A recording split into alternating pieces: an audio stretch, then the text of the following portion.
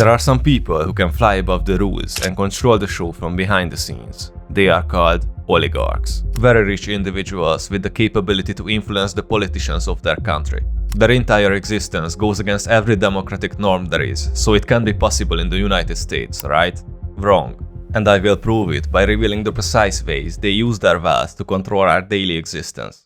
To understand this completely, we should analyze the typical path an oligarch takes to reach a position of power. It has two ways. One is easy, the other is not so much. To be in the easy section, you are gonna need a lot of luck. You have to be at the right time, in the right place.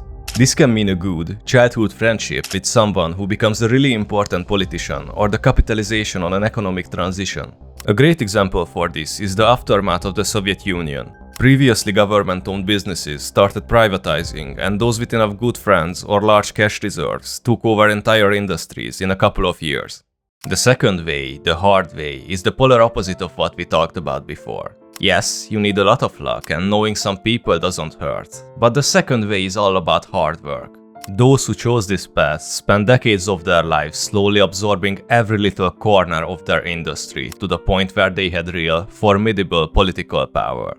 Just like how Henry Ford took over the auto industry and introduced the $5 workday, which pressured politicians to implement laws for fair wages and better working conditions. The same thing happened with Rockefeller's oil empire and his influence on the US's adaptation of the Prussian school system, which is being used to this day. But enough about the past. Let's explore the role of oligarchs in modern politics and pinpoint who these influential individuals actually are.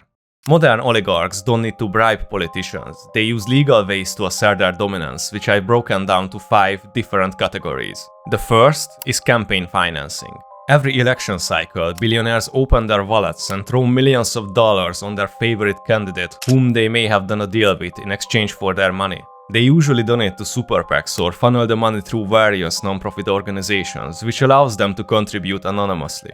But what if you don't want to wait years and you need your favors now? That's how we got to our second category, legal bribing or so-called lobbying. In this scheme, the wealthy outsource influence peddling to lobbyists whose entire role is to twist laws for their clients' advantage. It's like if companies had their own kind of politicians whose job is to work against the interest of the public.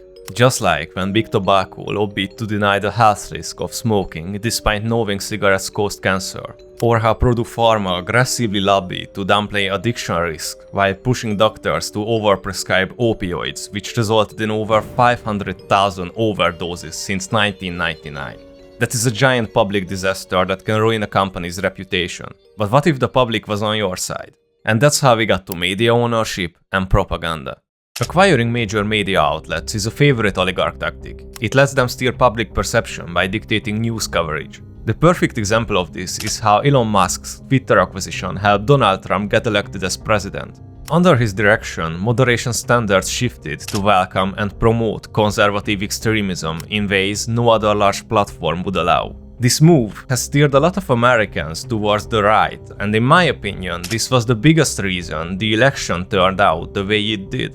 Now imagine if he threatened to change the algorithm a year before the next election. What kind of deals would he be able to negotiate to maintain the current system? Now that is power. But even power must operate within the legal boundaries. That's where our next category comes in handy. Judicial and institutional influence. An oligarch doesn't need to bribe a judge or a jury to escape the law. They donate to organizations like the Federalist Society, who handpicks and trains judges to align with their agenda and maybe help out their billionaire donors. Another way, of course, is funding local prosecutor races, but that is mostly too direct for an oligarch to do. Exception from this is George Soros, who is famous for his love of funding progressive district attorneys all across the United States. No surprise that he is drowning in bad publicity. But what if you don't want that? And that's how we got to philanthropy. Charitable donations don't just lower your taxes, they buy you influence while polishing your public image. You can appear as a hero while working on evil things behind the scenes. For example, if you've tried to control the public health policies. Yes, I'm talking about Bill Gates and the Gates Foundation.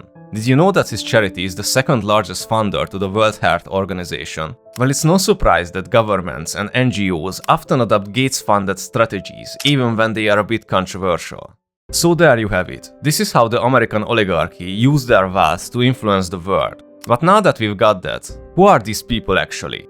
And what if I told you that the really big players haven't been mentioned in this video? Yes, no one that you have seen in this video is actually an oligarch.